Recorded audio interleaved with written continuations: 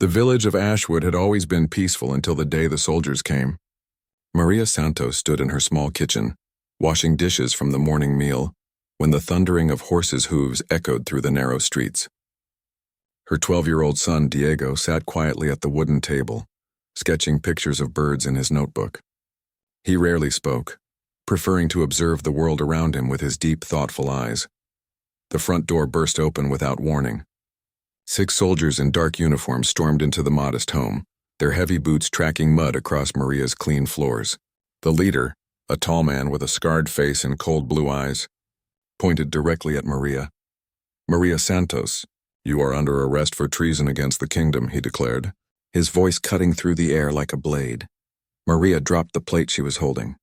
It shattered on the stone floor, the pieces scattering like her hopes. "There must be some mistake," she whispered, her hands trembling. "I have done nothing wrong." The soldier pulled out a rolled parchment and read from it. "You have been accused of providing food and shelter to rebels who oppose King Marcus. Several witnesses have come forward." Diego looked up from his drawing, his pencil frozen in his small hand. He watched as his mother's face went pale, her eyes filling with tears she tried hard to hide. The boy had never seen his mother look so frightened, and something deep inside his chest began to burn. "Those witnesses are lying," Maria said, her voice growing stronger despite her fear. "I help anyone who comes to my door hungry. That is not treason. That is kindness." The scarred soldier laughed, a harsh sound that made Diego's skin crawl. "The king does not care about your kindness, woman. He cares about loyalty, and you have shown none."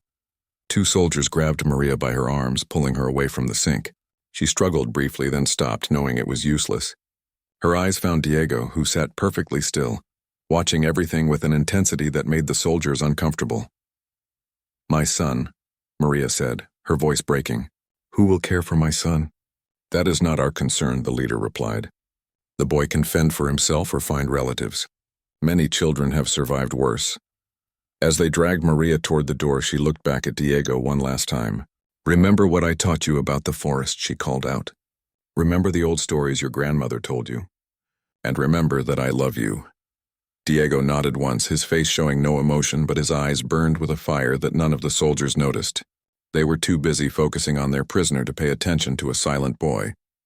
The soldiers hauled Maria away, and soon the sound of horses faded into the distance. Diego sat alone in the suddenly empty house, surrounded by the broken pieces of his mother's plate. The silence felt heavy, pressing down on him like a weight he had never felt before. For 3 days, Diego remained in the house, eating the little food that was left and drawing picture after picture of his mother's face. He spoke to no one, though neighbors occasionally knocked on the door to check on him. He had always been quiet, but now his silence felt different. It felt dangerous. On the 4th day, Diego packed his few belongings into a small cloth bag. He took his mother's favorite shawl, the one she wore when she told him stories of the old days. He took the wooden carving of a wolf that his grandfather had made before he died. Most importantly, he took the small silver pendant his mother always wore, the one shaped like a crescent moon. As he prepared to leave, Diego stood in the doorway of his childhood home and looked back one final time. The house felt cold and empty without his mother's laughter and singing. But as he stepped outside, something had changed in the boy. His neighbors who saw him walk through the village later said his eyes looked different, older, harder. Diego headed toward the ancient forest that bordered their village, the same forest his mother had warned him about since he was small. She had told him stories of the old people who lived deep in the woods, the ones who remembered the time before King Marcus, when the land belonged to those who worked it rather than those who conquered it. The forest was dark and thick, with trees so old their trunks were wider than houses. Strange sounds echoed from the shadows between the branches. Most people from the village avoided the forest, believing it was haunted or cursed.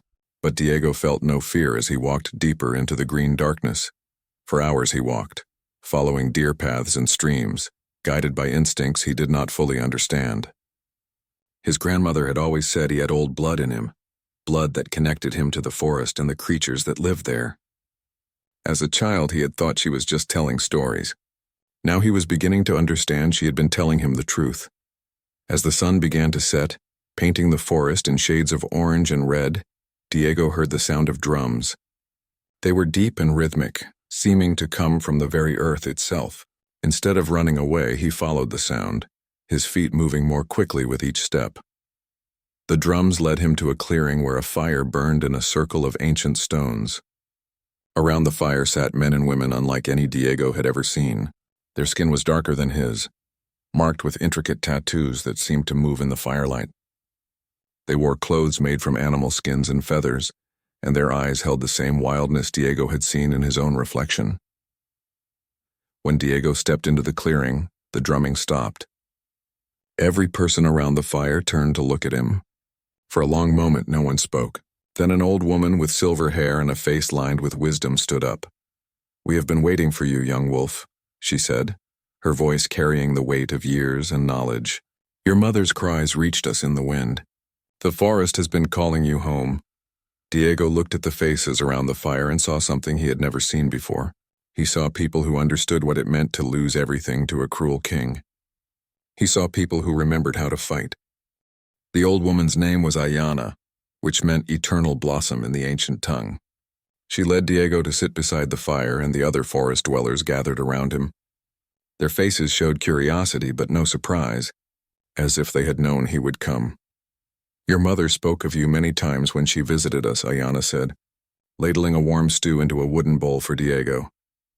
"She said you were different from other children, quieter, more observant. She said you could sense things others could not." Diego looked up in surprise. This was the first he had heard of his mother visiting the forest people. "She came here?" "Many times," replied a younger man with intricate tattoos covering his arms. His name was Dakota, and he had been watching the village for signs of trouble. "Your mother brought us news of the king's soldiers and their movements. She warned us when they planned to search the forest." Ayana nodded, stirring the fire with a long stick. "Maria Santos was braver than most people knew. She risked her life to help us just as we helped her when she needed food during the harsh winter 2 years ago." Diego's mind raced as he tried to understand. His quiet, gentle mother had been part of something much larger than he had ever imagined. The accusations against her were not entirely false, but they were not the whole truth either. "The king's soldiers took her to Blackstone prison," Diego said, his voice barely above a whisper. It was the first time he had spoken since arriving in the forest. The faces around the fire grew dark. Blackstone prison was known throughout the kingdom as a place where people went in, but rarely came out. Built on a rocky island in the middle of a treacherous lake, it was surrounded by freezing water and guarded by the king's most brutal soldiers. "Then we must plan carefully," Ayana said, her eyes reflecting the dancing flames. "But first you must learn who you truly are." Over the following weeks, Diego's life transformed completely. The forest people, who called themselves the Anishinaabe, taught him their ways. He learned that they were not just hiding in the forest, but actively resisting King Marcus's rule. They had been fighting the king's expansion into their ancestral lands for over a decade. Dakota became Diego's teacher in the art of moving silently through the forest. He showed the boy how to step without breaking a twig, how to breathe so quietly that even deer would not notice his presence. Diego discovered he had a natural talent for this, as if the forest itself was helping him. "Your grandmother was one of us," Dakota explained as they practiced moving through thick underbrush. "She left the forest to marry your grandfather, but the old blood runs strong in your veins." An elder named Chayton taught Diego the ancient art of reading signs in nature. He learned to understand what the birds were telling him with their calls, how to find direction by watching the way moss grew on trees, and how to predict weather by observing the behavior of insects. "The forest speaks to those who know how to listen," Chayton said as they sat beside a bubbling stream. "Your mother could hear it too, but she chose the village life. You, I think, were always meant to return to us." The most challenging lessons came from a fierce warrior woman named Nayeli. She taught Diego how to use weapons, starting with a simple wooden staff and gradually introducing him to knives, bows, and the traditional tomahawk of his people. "Fighting is not about anger," Nayeli instructed as Diego struggled to master a complex defensive move. "Fighting is about protecting what you love. Your anger will make you careless. Your love will make you unstoppable." As the seasons changed, Diego grew stronger and more skilled. His body became lean and muscular from the constant training and outdoor life. His movements became fluid and purposeful. Most importantly, His silence transformed from the quiet of a frightened child into the controlled stillness of a predator. During this time, scouts brought regular news about his mother. She was still alive in Blackstone prison, but the reports were troubling. The conditions were harsh and many prisoners did not survive their first winter. Diego felt urgency burning in his chest, but Ayana counseled patience. "To save your mother, you must be ready," she told him one evening as they sat overlooking a moonlit valley. "And you must have allies. One person, even a skilled one, cannot assault Blackstone prison and succeed." "Then how do we get allies?" Diego asked. Ayana smiled, and in the moonlight her face looked both ancient and timeless. "There are others scattered throughout the kingdom. People who have lost family to the king's cruelty. People who remember the old ways. They are waiting for someone to unite them." She pointed to the silver pendant hanging around Diego's neck, the one that had belonged to his mother. That symbol is older than the kingdom itself. It represents the moon's power to bring light to darkness. When the scattered tribes see it, they will know that the time has come. Over the following months, Diego began to understand the scope of what they were planning. It was not just a rescue mission for his mother. It was the beginning of a revolution that had been brewing for years. The forest people had been quietly making contact with other oppressed groups throughout the kingdom. There were mountain clans who had been driven from their homes by the king's mining operations. There were farmers whose lands had been seized to create vast estates for the king's nobles. There were fishermen whose traditional waters had been declared off-limits. All of them had grievances against King Marcus, but none had been strong enough to resist alone. "Your mother's imprisonment has created an opportunity," Dakota explained, as they studied maps by firelight. "Her story has spread throughout the kingdom. People know she was arrested for showing kindness to hungry travelers. It has reminded them of their own losses." Diego traced the location of Blackstone prison on the map with his finger. The island fortress looked impossibly isolated and well defended. But around it, marked in different colors, were the locations of various resistance groups. "When you are ready," Ayana said, "you will visit each of these groups. You will show them the pendant and tell them your story. You will ask them to join us in something that has never been attempted before." "What if they refuse?" Diego asked. Nayeli, who had been sharpening her blade nearby, looked up with a grim smile. "Then your mother dies in that prison and the king's cruelty continues unopposed. But I do not think they will refuse. The kingdom is tired of tyranny. They are waiting for someone brave enough to make the first move." As winter approached, Diego knew his training was nearly complete. He could move through the forest like a shadow, fight with deadly efficiency, and read the land like a book. More importantly, he had learned to channel his grief and anger into focused determination. The silent boy who had watched his mother dragged away was gone. In his place stood a young warrior who carried the hopes of all the oppressed people in the kingdom. The first snows of winter had begun to fall when Diego left the forest for his journey. He traveled light, carrying only essential supplies and weapons concealed beneath a simple traveler's cloak. The silver pendant hung against his chest, hidden but ready to be revealed when the time was right. His first destination was the Iron Mountains, where the Corvani clan had been mining precious metals for generations before King Marcus seized their ancestral lands. The journey took 3 weeks through treacherous mountain passes, but Diego's forest training served him well. He could find shelter in caves, track game for food, and avoid the king's patrols that regularly swept the roads. The Corvani lived in hidden settlements carved into the mountainsides, accessible only by narrow paths known to their people. Diego's approach was spotted long before he reached their main village, and armed guards intercepted him as he climbed a steep trail. "State your business, stranger," demanded the lead guard, a woman with powerful shoulders and calloused hands that spoke of years wielding mining tools as weapons. Diego pulled out the silver pendant, letting it catch the pale mountain sunlight. The guards' expressions changed immediately from suspicion to amazement. The eldest among them, a grizzled man with a gray beard, stepped forward and examined the pendant closely. "Where did you get this?" he asked in a voice filled with wonder. "It belonged to my mother, Maria Santos of Ashwood Village," Diego replied. "She was imprisoned by King Marcus for helping hungry travelers. I have come seeking allies to help free her and end the king's tyranny." The guards exchanged meaningful glances. Word of Maria's arrest had reached even these remote mountains, carried by traders and refugees.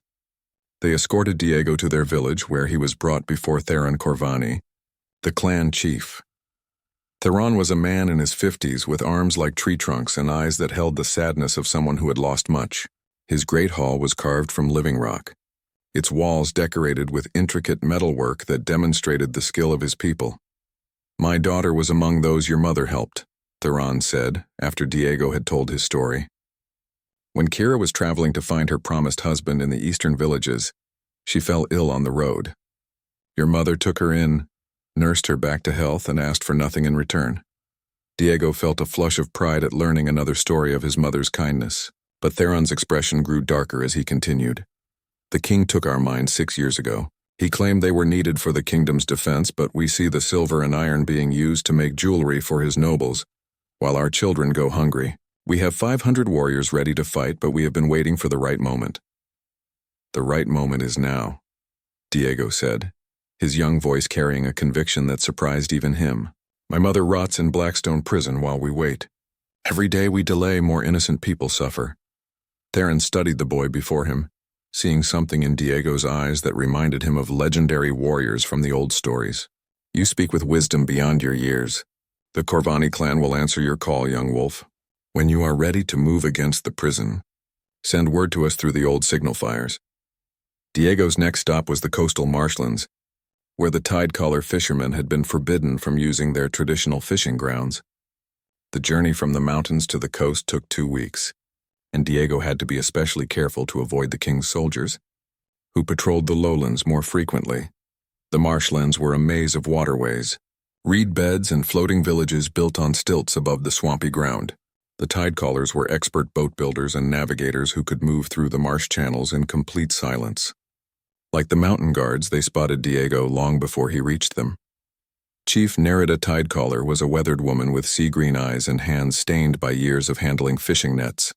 She received Diego in a great hall built entirely on a floating platform, its walls made from woven reeds and driftwood. "We know of your mother," Nerida said, before Diego could even begin his story. "News travels fast along the water roads. Maria Santos helped my nephew when he was fleeing from the king's press gangs. They wanted to force him into military service, but she hid him until he could safely reach our territory. The Tide-callers had their own reasons for hating King Marcus. He had declared their traditional fishing waters to be royal property, forcing them to pay heavy taxes for the right to fish in places their ancestors had worked for centuries. Many of their young people had been conscripted into the king's navy, never to return home. We have 300 warriors and twice as many boats, Nerida told Diego as they stood on the deck of her great hall, watching the sunset paint the marsh waters gold. Our vessels can move silently and carry much cargo. If you need supplies transported or troops moved quickly, the Tide-callers will help. From the marshlands, Diego traveled north to the Whisper Woods, where the Silverbark Druids maintained their ancient groves. These people were masters of herbal medicine and poison, keepers of old knowledge that the king's scholars had tried to suppress. Their leader, Elder Rowan, was so old that some said he had been alive when the first kings ruled the land. The Druids' settlement was unlike anything Diego had seen. Their buildings were grown rather than built, shaped from living trees that had been coaxed into forming walls and roofs.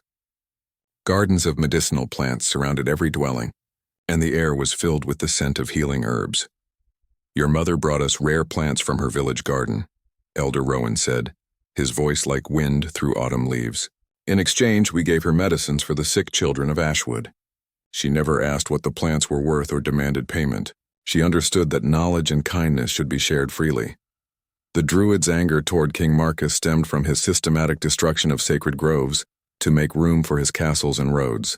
Ancient trees that had stood for thousands of years had been cut down, and traditional burial grounds had been desecrated. "We may be few in number," Elder Rowan continued, "but our knowledge is vast. We can provide medicines to heal your wounded and poisons to weaken your enemies. More importantly, we know secret paths through lands the king's men cannot navigate." Diego's final destination was the Burned Lands, where the Ashenfang tribe had been driven after their original territory was given to one of the king's favorite nobles. These people were fierce warriors who had never fully submitted to the king's rule, conducting guerrilla raids against his forces for years. The Burned Lands were harsh and unforgiving, a wasteland of rocky ground and sparse vegetation, where only the toughest people could survive.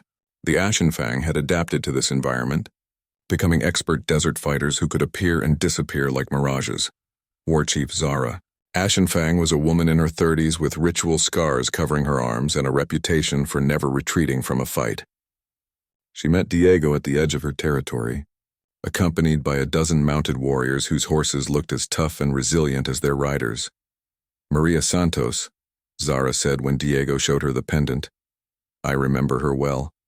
When my son was captured by the king's soldiers 3 years ago, she helped arrange the prisoner exchange that brought him home. She risked her own safety to carry messages between us and the royal officials. The Ashenfang had perhaps the most personal reasons for wanting revenge against King Marcus. Their original lands had been rich and fertile, supporting their people for generations. Now they struggled to survive in the wasteland while their former home produced wealth for a noble who had never worked a day in his life.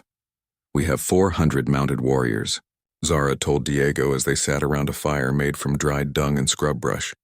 We are used to fighting against superior numbers and winning through speed and cunning. When you are ready to strike at Blackstone Prison, the Ashenfang will ride.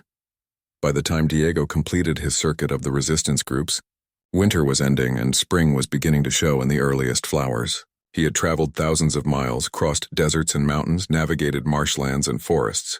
Most importantly, he had secured the allegiance of over 1,500 warriors from 4 different tribes. When he returned to the Anishinaabe village in the ancient forest, he was no longer the grief-stricken boy who had left. He was a leader who had looked into the eyes of seasoned warriors and convinced them to follow him into battle. The forest people welcomed him back with a great feast, and Ayana proclaimed that the time for action had finally arrived. The scattered tribes are united, she announced to the gathered villagers. The silent boy has become the voice that calls for justice. Now we must plan the impossible, the assault on Blackstone Prison. The planning for the assault on Blackstone Prison took months of careful preparation. Representatives from each allied tribe gathered in the forest to contribute their knowledge and expertise. The great hall of the Anishinaabe village became a war room where maps were spread across wooden tables and strategies were debated late into the night. Blackstone Prison sat on Iron Isle, surrounded by the treacherous waters of Shadowmere Lake. The prison had been built 200 years earlier as a fortress, its walls rising directly from the rocky shores of the island. A single narrow causeway connected the island to the mainland, but it was heavily guarded and could be easily defended by a small force. The prison was designed to be impregnable, explained Marcus Greycloak, a former royal engineer who had joined the resistance after his family was killed in one of the king's purges. The walls are 30 feet high and 10 feet thick. There are watchtowers at every corner, and the guards have crossbows with enough range to hit targets on the water long before they reach the island. Diego studied the detailed drawings Marcus had made from memory. The prison held over 300 political prisoners, including his mother, but it was guarded by only 60 soldiers. The king had never imagined that anyone would be foolish enough to attempt a rescue. We cannot approach by the causeway, Diego said, tracing the narrow land bridge with his finger. They would see us coming from miles away. And we cannot simply sail across the lake in daylight. Nerida Tidecaller leaned forward, her sea-weathered hands pointing to various locations on the water. The lake is dangerous but not impossible to navigate. There are underwater rocks and changing currents that destroy most boats, but my people know these waters. We have been fishing here since before the prison was built. The problem is not reaching the island, added Theron Corvani. The problem is getting over those walls once we arrive. Even if we surprise them, the guards can hold the walls indefinitely while reinforcements arrive from the mainland. Zara Ashenfang had been silent during most of the discussion, but now she spoke up. There is another way to think about this. We do not need to storm the prison. We need to empty it. Everyone turned to look at the desert war chief. She stood and pointed to a section of the map showing the mainland approaches to the causeway. The king's soldiers expect us to fail, she continued. They expect any rescue attempt to be a desperate assault that will end in slaughter. But what if we make them come to us instead? Elder Rowan nodded slowly, understanding her meaning. A diversion. Something so threatening that they must send soldiers from the prison to deal with it. Exactly, Zara replied. If we can draw enough guards away from the island, a small force might be able to infiltrate the prison and free the prisoners before reinforcements return. Diego felt excitement building in his chest as the plan began to take shape. What kind of diversion would be large enough to empty the prison? Theron smiled grimly. The Corvani know exactly what would panic the king's officials. If they believed we were about to recapture our ancestral mines, they would send every available soldier to stop us. Those mines produce more wealth in a month than most nobles see in a year. The plan that emerged from their discussions was complex but achievable. The Ashenfang riders would conduct highly visible raids on supply convoys heading to the mines, making it appear that a major assault was being prepared. Meanwhile, the Corvani would position their warriors in the mountains near their former territory, ready to launch what appeared to be a serious attempt to retake the mines. While the king's forces were focused on protecting the mountains, the Tidecallers would use their knowledge of the lake to transport a small rescue team to Iron Isle under cover of darkness. The team would include Diego, several Anishinaabe warriors skilled in stealth, and a few silverbark druids who could provide medical aid to the prisoners. The timing must be perfect, Ayana warned as they finalized the details. The diversion must begin exactly 3 days before the new moon, when the night will be darkest. The rescue team must reach the island, free the prisoners, and escape before dawn reveals our presence. Training for the mission intensified as summer approached. Diego worked daily with Dakota to perfect his silent movement techniques, knowing that a single mistake could doom the entire operation. He practiced climbing walls with rope and grappling hooks, learning to scale vertical surfaces quickly and quietly. Naili taught him advanced combat techniques, focusing on ways to disable opponents without making noise. In the prison, you cannot afford a prolonged fight, she explained. Every guard you encounter must be neutralized instantly and silently. The druids prepared special medicines and equipment for the mission. Elder Rowan created a powerful sleeping potion that could be used to drug guards, while his assistants wove rope from plant fibers that was both strong and nearly invisible in darkness. As the appointed time approached, scouts brought regular reports on the prison's routines. The guards changed shifts twice during the night, with the fewest men on duty during the hours just before dawn. The prisoners were kept in the lower levels of the fortress, in cells carved from the bedrock of the island itself.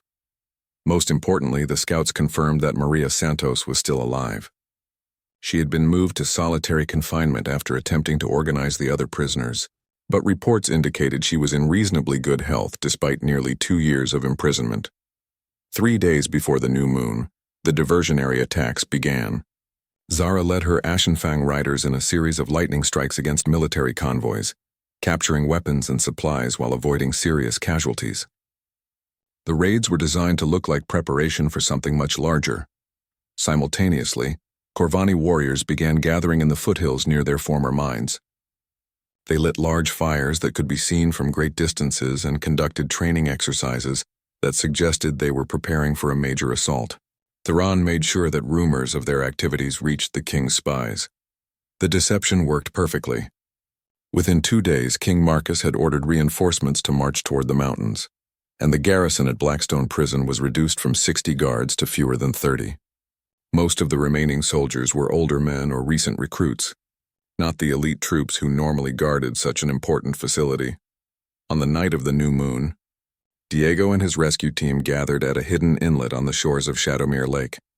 The rescue party consisted of 12 people: Diego, 4 Anishinaabe warriors, 3 Tidecaller boat handlers, 2 silverbark druids, and 3 former prisoners who knew the layout of the prison's interior.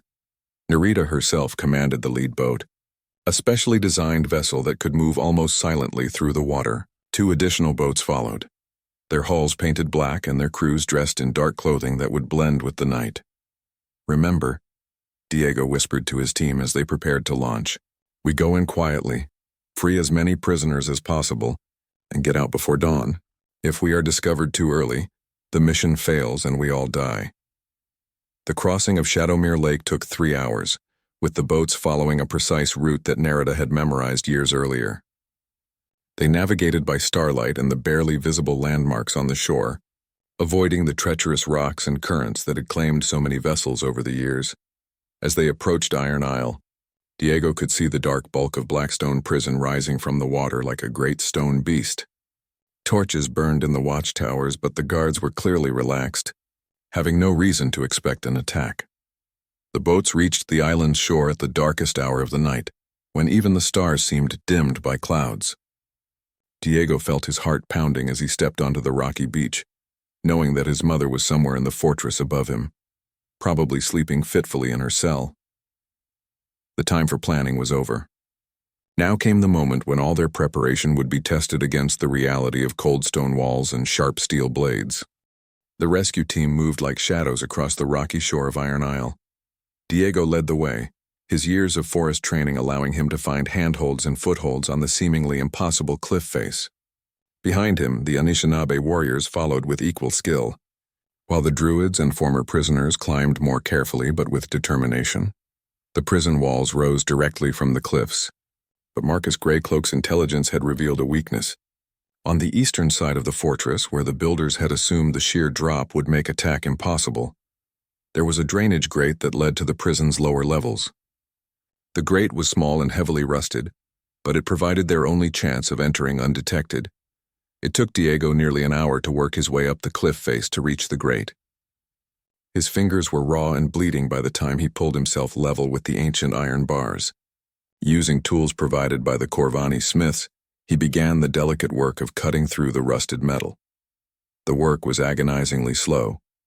Each cut had to be made silently, with cloth wrapped around the tools to muffle any sound. Sweat dripped into Diego's eyes as he worked, his muscles cramping from maintaining his position on the narrow ledge. But gradually the bars gave way, creating an opening just large enough for a person to squeeze through. One by one, the rescue team climbed through the drainage grate into the bowels of Blackstone Prison. They found themselves in a narrow stone tunnel that smelled of dampness and decay. Water dripped constantly from the ceiling, and the sound of their breathing seemed unnaturally loud in the confined space. Ren Blackwater, one of the former prisoners, took the lead now. He had spent 5 years in Blackstone before escaping during a prisoner transport, and he knew every corridor and stairway in the fortress. In whispered directions, he guided them through the maze-like basement toward the cell blocks.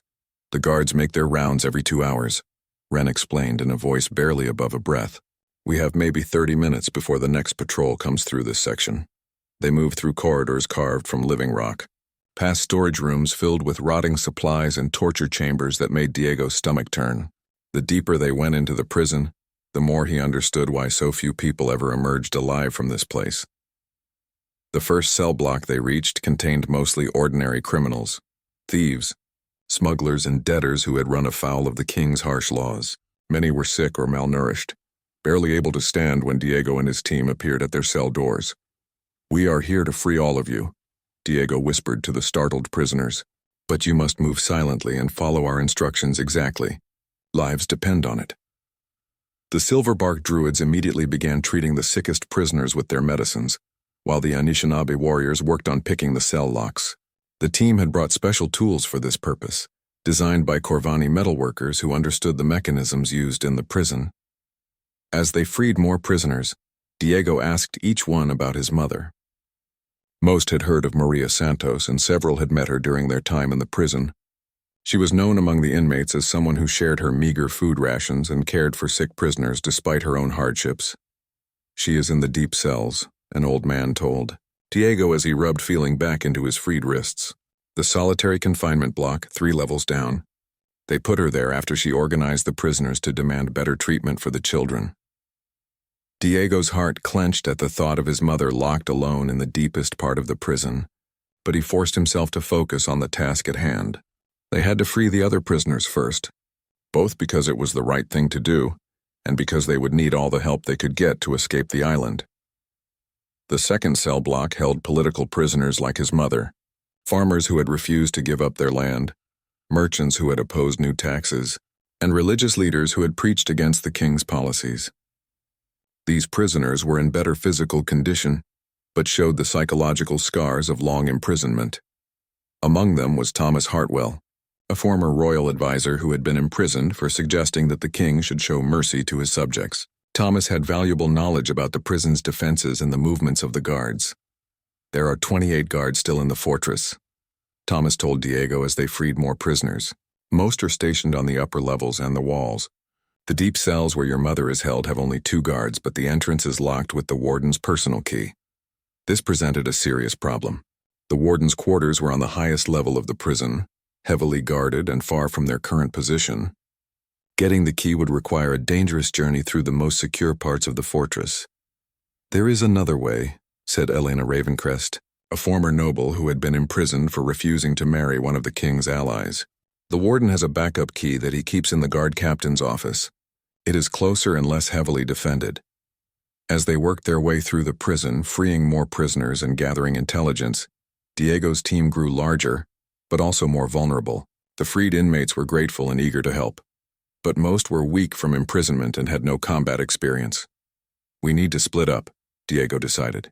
"Half the team will escort the freed prisoners to the boats. The other half will come with me to find my mother." Dakota, his old forest mentor, volunteered to lead the evacuation group. "Get to the deep cells and find Maria," he told Diego. "We will have the boats ready for a quick escape when you return." Diego chose 4 companions for the dangerous journey to the solitary confinement block, 2 Anishinaabe warriors, 1 druid, and Ren Blackwater for his knowledge of the prison layout. They armed themselves with weapons taken from the prison's armory and prepared for the most challenging part of their mission. The route to the deep cells led through the prison's administrative section, where the guards were most alert and the corridors were better lit. Moving with extreme caution, they avoided several patrols and disabled 2 guards who could not be bypassed safely. The guard captain's office was protected by a simple lock that yielded quickly to their tools. Inside, they found the backup key along with detailed records of all the prisoners in the deep cells. Diego's hands shook as he read his mother's entry. "Maria Santos, Ashwood Village. Charges: treason, sedition, aiding enemies of the crown. Status: solitary confinement. Level 3. The deep cells were reached by a narrow spiral staircase that descended into the very foundation of the island. The air grew colder and damper as they descended, and the weight of stone above them felt oppressive.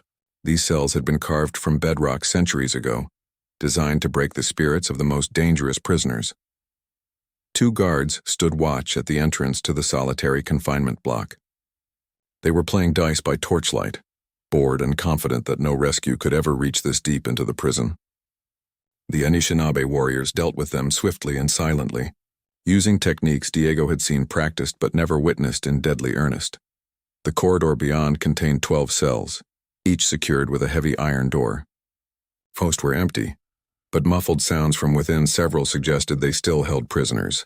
Diego moved from door to door, checking the small windows until he found what he was looking for. In the last cell sat a woman, whose appearance made Diego's heart break. His mother had always been strong and vibrant, with bright eyes and a ready smile. The woman in the cell was thin and pale, her hair streaked with premature gray, her hands scarred from rough prison labor. But when she looked up and saw Diego's face in the window, her eyes blazed with the same fierce love he remembered from childhood. "My son," Maria whispered as Diego unlocked her cell door with trembling hands. "I knew you would come. I felt it in my heart." Diego embraced his mother, feeling how frail she had become, but also sensing the unbroken strength in her spirit. "We are getting you out of here," he said. "All of us. Tonight." As they helped Maria and the other deep cell prisoners up the long staircase toward freedom, Diego heard a sound that chilled his blood. The prison alarm bell was ringing, its bronze voice echoing through every corridor and cell block. Their rescue had been discovered.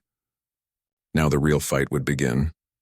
The alarm bell's clanging filled every stone corridor of Blackstone Prison, and Diego could hear the thundering of booted feet as guards rushed to respond to the breach. His carefully planned stealth mission had become a desperate race against time. "This way," Ren Blackwater shouted over the noise, leading Diego's group toward a different route than they had planned. "The main passages will be crawling with guards now. We have to use the old smuggling tunnels." Maria Santos kept pace with the group despite her weakened condition, her determination to escape driving her forward. The other freed prisoners from the deep cells followed closely, including an elderly priest named Father Benedict, who had been imprisoned for refusing to bless the king's unjust wars. As they climbed through the winding passages, Diego could hear the sounds of fighting echoing from other parts of the prison. His rescue team was engaged in combat with the guards, buying precious time for the evacuation. The sound of clashing steel and shouting voices mixed with the constant tolling of the alarm bell. The main group should have reached the boats by now, Diego said to himself, as much as to the others. "We just need to get to the rendezvous point." But when they emerged onto the prison's main level, Diego saw that their situation was far worse than he had hoped. Torches blazed throughout the fortress, and guards were systematically searching every corridor and room. Worse still, signal fires had been lit on the prison's highest towers, calling for reinforcements from the mainland. "They will send boats from the garrison across the lake," Maria said, reading Diego's worried expression. "We have perhaps an hour before this island is swarming with fresh soldiers." An Anishinaabe warrior named Swift Arrow appeared from a side passage, his arm bleeding from a sword cut but his eyes bright with fierce joy. "We have cleared a path to the eastern wall," he reported. "But there are guards between us and the boats." Diego made a quick decision. "Swift Arrow, take my mother and the other deep cell prisoners to the rendezvous point. Use the route we planned for emergencies. I will create a distraction to draw the guards away." "No," Maria said firmly, gripping her son's arm with surprising strength. "I will not be separated from you again. We escape together or not at all." There was no time to argue. Diego led the group through the corridors Swift Arrow had cleared, moving as quickly as silence would allow. They passed the bodies of several guards, evidence of the fierce fighting that had taken place, but also 3 fallen Anishinaabe warriors who had given their lives for the mission. When they reached the eastern wall of the prison, Diego could see the situation clearly. Dakota and the main group had indeed reached the boats, and most of the freed prisoners were already being loaded onto the vessels. But a squad of guards blocked the path down the cliff face, and more soldiers were arriving every minute. The tide-collar boats waited in the dark water below, but they could not approach the shore while the guards controlled the clifftop. Narita's people were skilled sailors, not warriors, and they were outnumbered by the prison guards. "We need to clear those guards," Diego said, checking his weapons. "But if we attack directly, some of us will die." Elder Rowan's apprentice, a young druid named Willow, stepped forward with a small clay pot in her hands. "I have been saving this for an emergency," she said. "Concentrated sleep powder made from moonbell flowers. If we can get it into the air near the guards, it will render them unconscious within minutes." The plan was risky, but achievable. Diego and Swift Arrow would approach the guards from 2 directions, drawing their attention while Willow moved to a position where she could release the sleep powder into the wind. Maria and the other freed prisoners would wait until the guards were unconscious, then make their way down to the boats. The attack began with Diego stepping into the torchlight at the edge of the guard position. "I am Diego Santos," he called out in a clear, strong voice. "I have come for my mother and all the innocent people you have imprisoned here." The guards turned toward him, raising their crossbows and swords. Their captain, a scarred veteran with cold eyes, laughed harshly. "You are just a boy playing at being a hero. Surrender now and we might let you die quickly." "I am no longer the silent boy you could ignore," Diego replied, drawing his sword. "I am the voice of everyone you have oppressed. I am the storm that will wash away your cruelty." The guards attacked, but Diego was no longer the frightened child who had watched his mother dragged away. Years of training in the forest had transformed him into a warrior worthy of the legends. He moved like flowing water, his blade deflecting their attacks while Swift Arrow struck from the opposite side. As the guards focused on the 2 young warriors, Willow crept into position. She waited for the wind to shift in the right direction, then smashed the clay pot against a stone. The powerful sleep powder caught the breeze and drifted over the guard position like a pale cloud. Within moments, the guards began to stumble and fall as the concentrated moonbell extract took effect. Even their captain, still trying to fight Diego, suddenly dropped his sword and collapsed onto the stone ground. "Now!" Diego shouted to the waiting prisoners. "Get to the boats while they sleep." The evacuation proceeded quickly, with the freed prisoners rappelling down the cliff face using ropes that had been prepared earlier. Maria insisted on going last, wanting to make sure everyone else reached safety before she attempted the dangerous descent. As Diego helped his mother over the wall, he could see boat lights approaching across the lake from the mainland. The reinforcements were coming faster than expected, and their window of escape was closing rapidly. "Faster," he urged as they descended the rope. "We need to be away from this island before those boats arrive." They reached the shore just as the last of the freed prisoners were being loaded onto the tide-collar vessels. Narita stood in the bow of the lead boat, her face grim with concern as she watched the approaching lights. "We can outrun them in the open water," she said as Diego and Maria climbed aboard. but they will be able to track us by our wake until we reach the hidden channels in the marshlands. The boats pushed off from Iron Isle just as the first reinforcement vessel rounded the northern point of the island. Diego could see torches blazing on the prison walls and hear the angry shouts of soldiers who had arrived too late to prevent the escape. The chase across Shadowmere Lake lasted 2 hours, with the royal boats gaining ground despite the tide-caller's superior knowledge of the waters. Crossbow bolts whistled overhead as the pursuers came within range, and Diego had to shield his mother from the deadly projectiles. But as they approached the marshlands, Nerida's expertise became apparent. She guided the rescue boats into channels that looked identical to Diego, but which she could navigate by touch and instinct. The pursuing vessels, unfamiliar with the treacherous waters, began to fall behind as they struggled to avoid hidden rocks and dead ends. By dawn, the rescue boats had reached a hidden lagoon deep in the marshlands where representatives from all the allied tribes waited with fresh supplies and transportation. The freed prisoners were given food, medicine, and clothing while plans were made for their safe dispersal throughout the kingdom. Diego sat with his mother on a fallen log beside the lagoon, watching the sunrise paint the marsh waters gold and silver. Maria looked older and more fragile than he remembered, but her spirit burned as brightly as ever. "You have grown into a remarkable young man," she said, taking his scarred hands in hers. "When they took me away, I feared I would never see what you would become, but you have exceeded even my greatest hopes." "I had good teachers," Diego replied, thinking of Ayana and Dakota and all the others who had helped him become someone capable of leading such a mission. "And I had something worth fighting for." Around them, the freed prisoners were beginning new lives. Some would return to their home villages, others would join the resistance movement, and a few would travel to distant lands where the king's power could not reach them. Thomas Hartwell was already making plans to contact other nobles who opposed the king's tyranny. "This is not the end," Maria said, watching the activity around the camp. "This is just the beginning. What you have accomplished here will inspire others throughout the kingdom." Diego nodded, understanding that their successful rescue had proven something important. King Marcus was not invincible.